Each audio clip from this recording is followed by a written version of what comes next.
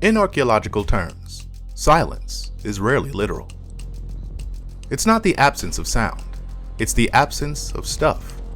No tools, no bones, no garbage, no fire pits. And around 8,200 years ago, that silence descends across large swaths of Europe. Sites that had been occupied for generations suddenly go dark in the stratigraphy. In Ireland, for instance, paleontological records show a dramatic decline in human impact indicators like deforestation pollen signatures and charcoal deposits. The implication? People weren't just moving, they were leaving entire landscapes behind, and they left them for a long time. This isn't a small patch of missing data. The pattern repeats from the British Isles to the Balkans.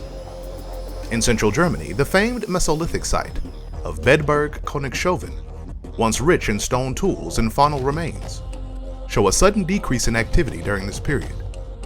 At Star in the UK, one of the best preserved Mesolithic sites in Europe, sediment cores reveal a sharp decline in organic deposition and material use around the same time. What we can deduce from this continent-wide disruption is that something massive happened. Massive enough to cut off a way of life on a continental scale. This isn't just about hunter-gatherers, it's about an entire human system. Socio-ecological networks that relied on stable seasons, predictable migrations, and generational memory. These were not isolated foragers scraping by on roots and luck. They were seasonal specialists, managing riverine ecosystems, building semi-permanent dwellings, crafting tools from antler and flint with astonishing precision. Yet in the archaeological record, these lifeways suddenly pause. And not in one place everywhere. It's as if the Mesolithic world exhaled and didn't breathe in again for a century and a half. For decades, this gap puzzled archaeologists. They really had no clue as to what could cause something like this. So came theories. Some suggested population decline, others migration. But the timing was too precise, the geography too wide. This wasn't local, it was systemic. The mystery wasn't just where the people went, it was why they had to leave at all. What were they fleeing from? And to answer that, you have to go back. First, not to Europe, but to the ice-draped heart of North America.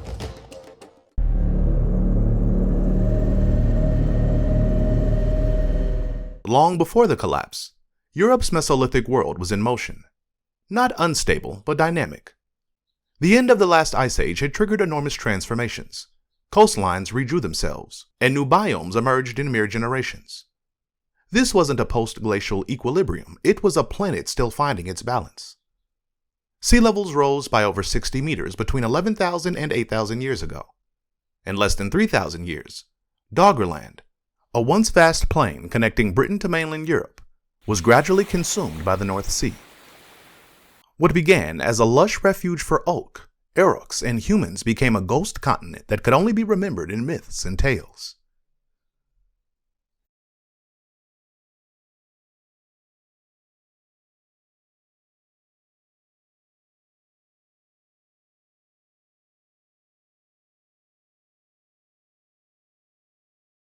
They carved canoes from trees, cast nets into new waters, made homes that could be left behind at a moment's notice. Life became seasonal, mobile, rooted not in place but in practice, returning to the same hunting grounds, the same rivers again and again until even those were gone. But the loss wasn't just geographic, it was social. Every flood erased landmarks. Every inundation dissolved connections. And as the waters rose, new forests pushed northward. Post-glacial warming encouraged the spread of deciduous woodlands, oak, hazel, lime, replacing the open tundras and grasslands where Paleolithic hunting had once thrived. This changed the rules of subsistence. Large Ice Age fauna like reindeer and wild horse receded, replaced by smaller, more elusive animals, red deer, roe deer, wild boar. In turn, humans diversified their toolkit, shifting from broadhead spears to composite arrows tipped with microliths. This wasn't regression. It was tactical evolution. Isotopic studies from Mesolithic human remains, like those at Lempinski Ver in the Iron Gates region, show a complex dietary economy that included river fish, shellfish, nuts, and wild cereals. These were not desperate gatherers. They were ecological strategists who specialized and mastered seasonality. At some sites like Mount Sandal in Northern Ireland, semi-permanent dwellings with hearths and organized refuse pits suggest communities that returned seasonally over generations, if not year-round. This period also saw the emergence of cultural regionalization. The Megalomogian tradition of Northern Europe developed distinct tool forms from those of the Salvatarian culture to the south. These weren't just random styles. They reflected divergent adaptations to unique environments. In some areas, decorative objects in red ochre burials point to emerging symbolic systems, even if they lacked the permanence of later Neolithic monuments. By all archaeological measures, Mesolithic Europe was adapting, fluid, responsive, decentralized, but not fragile. Its people weren't sitting still, but neither were the ecosystems. As the Holocene warmed and glacial runoff surged, the ground beneath their feet, sometimes literally, was beginning to shift. They had survived the end of the Ice Age. They just didn't know that another shock was coming. One not from above or below, but from the collapse of an invisible engine in the sea.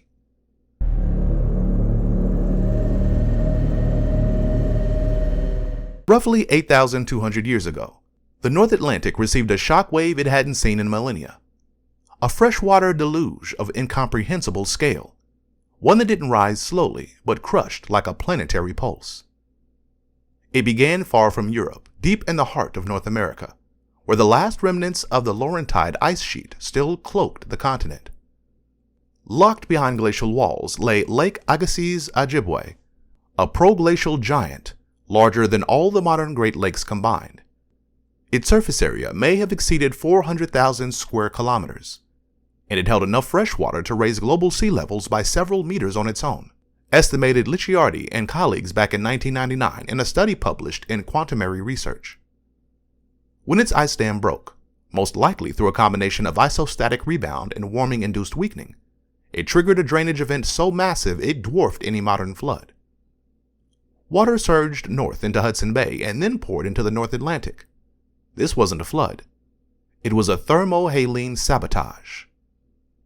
The Atlantic Meridional Overturning Circulation, AMOC, which normally pulls warm tropical water northward and returns cold water to the south, is powered by the sinking of salty dense water near Greenland. But the sudden influx of low salinity freshwater acted like a brake. It disrupted this deep-sea conveyor belt, reducing heat transport into the North Atlantic. We know this not just from climate models, but from hard data. Ali and colleagues published a study in Geology back in 1997 that Greenland ice cores, particularly the GRIP and GISP2 cores, show a sharp oxygen isotope shift, indicating rapid atmospheric cooling of up to 6 degrees Celsius over a matter of decades. Lake and bog sediment cores across Europe register the same fingerprint: colder, drier, windier. But the event wasn't confined to temperature. Sea surface cooling altered storm tracks. The intertropical convergence zone shifted. Monsoonal systems weakened across Africa and Asia. Even the Nile flood cycles showed anomalies, as documented in sediment layers at Lake Tana, Ethiopia. It was a global perturbation, with regional consequences, and Europe was directly in the firing line. 2009 climate models from Rinson study published in Nature Geoscience simulate the impact. Central Europe saw significant drops in precipitation and growing season length, while the Mediterranean experienced regional aridification. For Mesolithic communities dependent on seasonal abundance, migrating fish, edible plants, predictable animal paths, these changes were not theoretical. They were lived, sudden, unmediated, and in many cases, insurmountable. The now famous as K.2 Ka event wasn't a storm or a drought or a cold winter. It was an interruption, a stutter in the Earth systems engine, a pulse from the past with enough momentum to collapse entire ecosystems and erase the human cultures woven through them.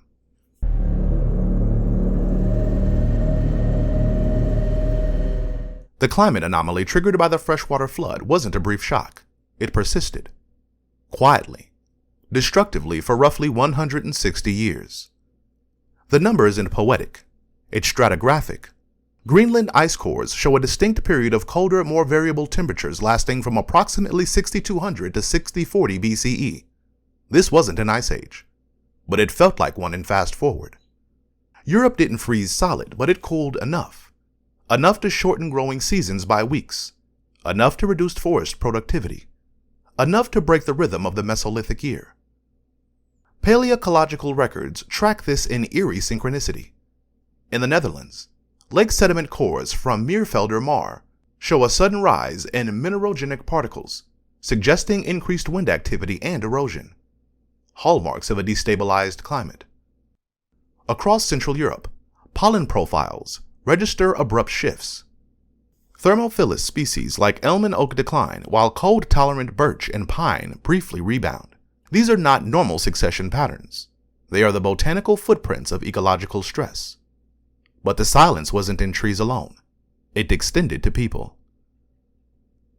In Ireland, micromorphological data from archaeological layers, like those at Low Bora, reveal a sharp decline in human activity, measured not by sheer abundance, but by absence after abundance. The Mesolithic was active, visible, material-rich. Then, just as Holocene forests peaked, the signal fades. What had been a seasonally predictable territory for millennia became unstable and unreliable within 2 generations. In parts of the Balkans, evidence suggests the abandonment of riverside sites once central to seasonal foraging networks. In northern France, flintworking traditions like the Teviic and Hodak cultures appear to diminish or vanish entirely. Tool typologies, simply ornamentation, previously common in the form of pierced teeth, antler carvings, and ochre use, disappears from burial contexts, not gradually, almost instantly. This is not just cultural change, it's collapse, but collapse without ruins. The Mesolithic didn't leave behind stone temples or lost cities. Its monuments were ecological: trails, campfires, shared river crossings, remembered glades. When the seasons broke, so did those monuments, and with them, the patterns of movement and memory that had held societies together. Few deaths leave no bodies, but when foragers disperse, fail to return, or abandon lifeways, the archaeological silence is total. This is why the 8.2 Ka event is so difficult to narrate. It didn't leave a massacre, it left a fade out, a soft vanishing. In human terms, a century and a half of missed migrations, failed hunts, forgotten stories. Not because the people were unskilled, but because the world they knew stopped following its script. And without that script, even the most adaptive culture can lose its footing.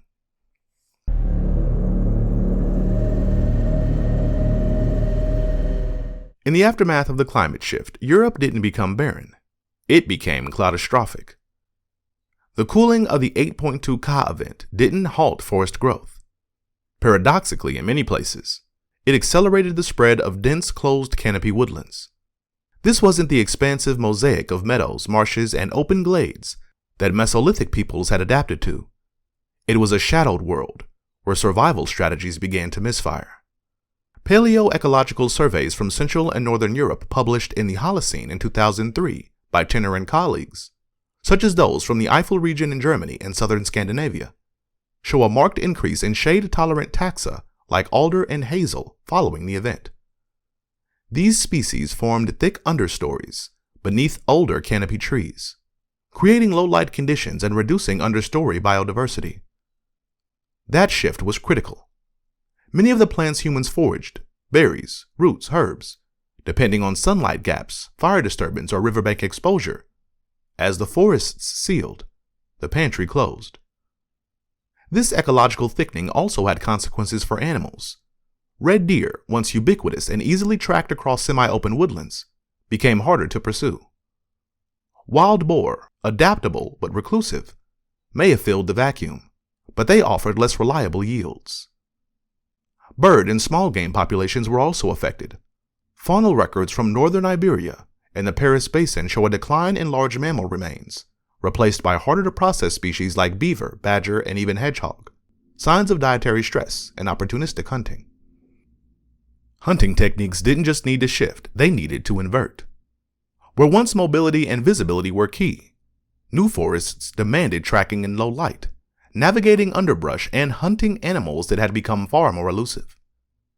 Composite tools that relied on specific prey behavior, like ambush points near rivers or migratory choke points, lost their tactical value. But it wasn't just the game that disappeared, it was the logic of the land. Archaeologist Clive Bonsall coined the term landscape memory to describe the accumulated knowledge embedded in Mesolithic mobility: where to camp, when to fish, what trails to follow by scent or star.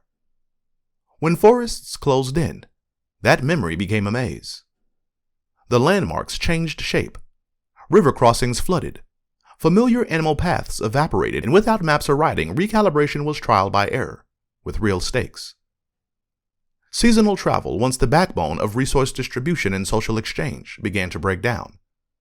The networks that once connected distant groups, through shared hunting zones, gift exchange, or intermarriage, fragmented. Isolation increased, and with it the likelihood of cultural drift, the slow erosion of practices when knowledge isn't refreshed by contact or use. In archaeology, we tend to measure collapse in broken buildings or burnt layers. But here, collapse was measured in narrowing trails, disappearing herds, and the closing of the canopy overhead. The forests weren't malevolent. But for the people who had learned to live in a world of openness, fire, and flow, this new landscape became a slow suffocation, and what humans cannot follow, they abandon.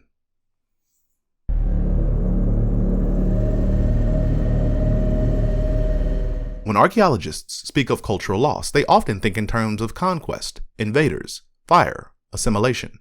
But what happened after the 8.2 Ka event was subtler and more devastating: a forgetting from within. The people of the European Mesolithic had no written language. Their encyclopedias were elders. Their archives were rivers, stones, stars. Knowledge was taught by repetition: when to burn hazel for tool handles, how to shape a barbed point for salmon runs, where to dig roots without poisoning the soil. These weren't casual facts, they were survival protocols. But survival requires continuity, and climate severed it. When groups shrank or split, memory lost redundancy. If a river changed course or a foraging site failed, the local specialist, the one who remembered a backup source or the song that marked the season, might have already died or wandered off, or never returned. Ethnographic studies of oral societies show that such losses can erase entire craft traditions in less than 2 generations. As demonstrated by Heinrich in The Secret of Our Success back in 2015, knowledge isn't guaranteed. It requires infrastructure. And for Mesolithic Europe, that infrastructure had always been mobility and human density. Both had now collapsed. Tool typologies illustrate this cognitive erosion. In northern France and Belgium, sites from the early Holocene display an abrupt simplification in lithic technologies. Composite bladelets vanish. Bone tools decline. Microlith standardization disappears. These aren't innovations, they're losses.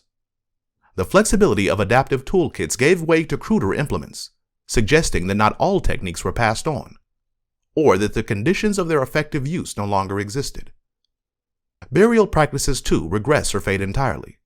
Where once there had been ochre-painted bodies and grave goods, like at Teviek and Hodek in Brittany, later burials become sparse, unmarked, or absent.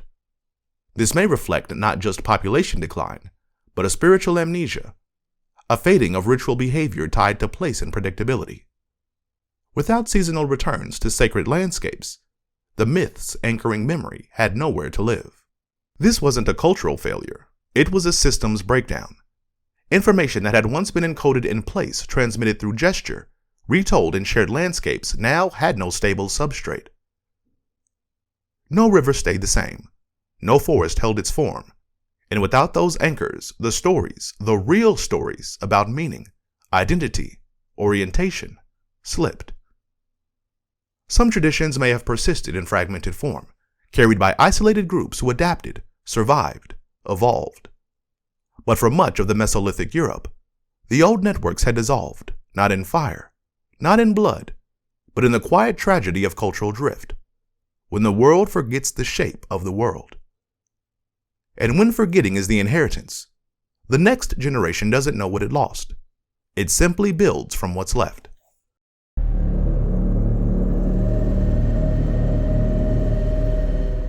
When early Neolithic farmers began spreading into Europe from the Near East, they didn't arrive with swords or conquest. They brought seeds, pottery, livestock, and, unintentionally, an illusion. To them, the land looked open, sparse, underused. In some areas entirely empty, but that emptiness was deceptive. It wasn't a blank canvas. It was a palimpsest. The foragers hadn't all vanished. They had simply become invisible, archaeologically and demographically muted by the echo of climate collapse.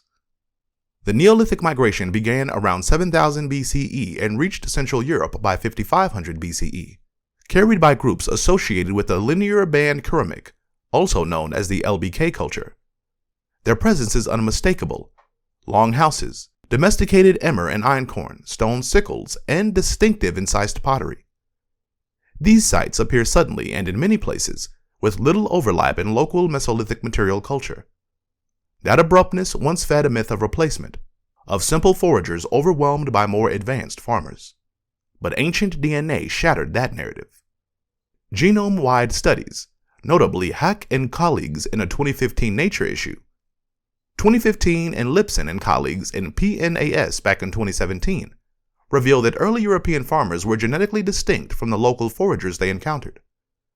Their ancestry traces back to Anatolia and the Levant. In the earliest phases of expansion, interbreeding was minimal. In some regions, like the Carpathian Basin or the Paris Basin, Neolithic communities left thick archaeological layers, while Mesolithic signals remained faint or missing altogether. This wasn't just a cultural difference, it was a demographic imbalance. The imbalance likely had a prelude. By the time farmers arrived, much of Europe's forager population had already been depleted. And as discussed in other videos, we might have found other culprits to that already, both coming from the steppes. The 8.2 Ka event had thinned their number and fractured their networks. Genetic bottleneck studies suggest that Mesolithic population densities may have dropped by more than half in some regions. The result? Fewer encounters, fewer exchanges, fewer cultural fusions. Where contact did occur, it was often at the edges. Liminal zones between agricultural frontiers and persistent forager territories. In places like Iron Gates Gorge or the Atlantic Facade, some Mesolithic groups coexisted and eventually mixed with Neolithic populations. But these were exceptions, not the rule. Even when foragers adopted farming tools, pottery, or crops, their cultural signatures tend to fade quickly from the archaeological record. The silence wasn't accidental. It was a consequence of timing. Had the farmers arrived 2 centuries earlier, they might have met strong Mesolithic polities with robust trade and memory. But instead they encountered a continent still recovering from a rupture, a land where stories had been severed, and where the people who once remembered the seasons had become scattered and few. To archaeologists digging today, it often looks like the Neolithic began from zero, but the truth is more haunting. It began in the ruins of something else, a civilization that hadn't fallen, but had faded.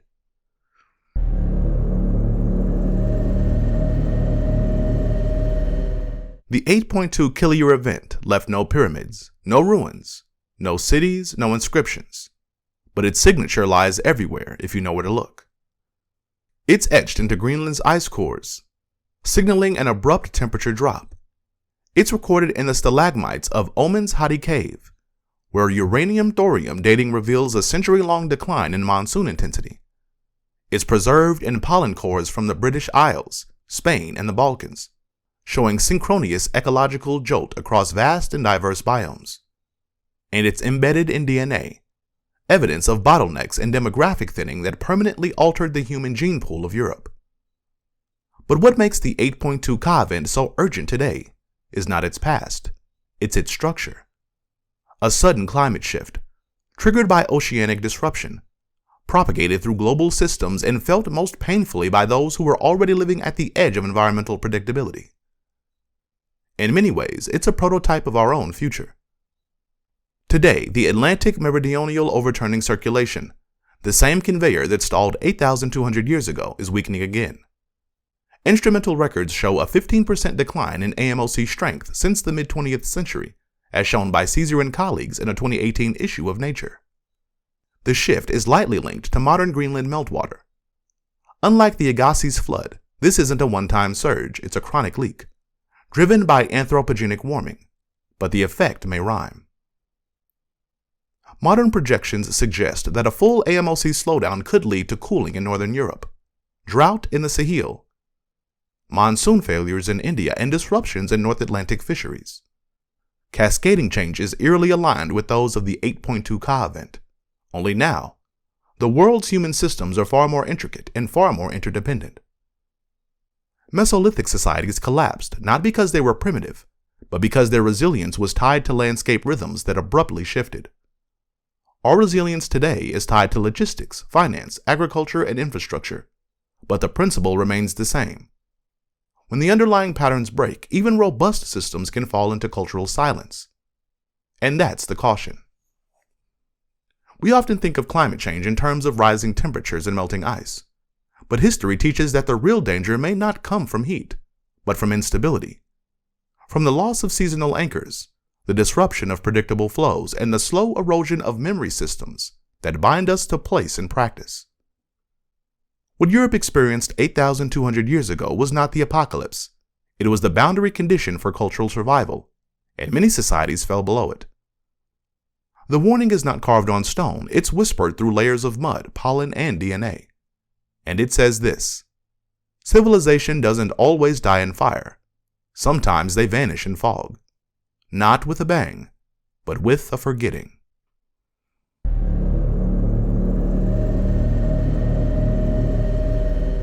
We used to think that only cities could collapse, that only empires could fall.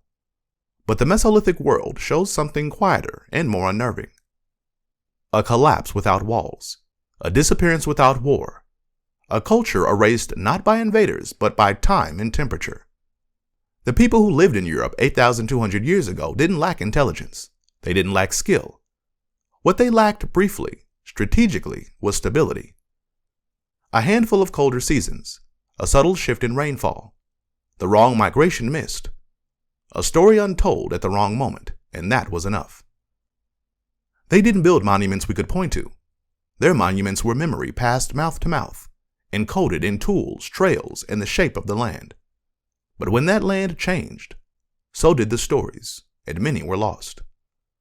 That loss still lives in the gaps of our history, in the strange silences of the archaeological record, in the places where we expected to find ancestors and instead found absence. And yet, even in their disappearance, the Mesolithic people left a message. It's not in a language we can read. It's in the structure of their undoing. A demonstration of how quickly a stable world can tilt.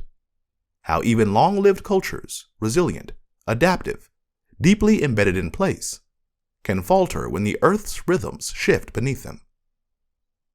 We live in a time of climate acceleration, of oceanic disruption, of stories held tightly in digital spaces and infrastructure that depends on precision and prediction. We like to think we're different, that modernity immunizes us. But the past doesn't echo for nostalgia, it echoes as warning. So next time you hear someone talk about ancient humans as primitive, remember this. The people of the Mesolithic mastered a world that was always changing, until it changed too fast. They left no written epics, but they left a lesson. Civilizations are not erased by their memories.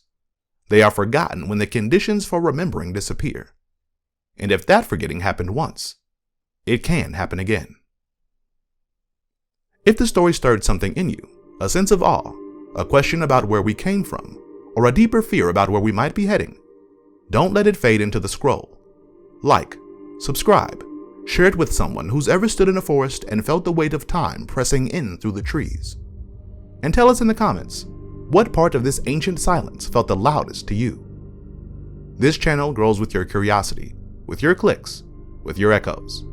Till next time, keep listening to the echoes.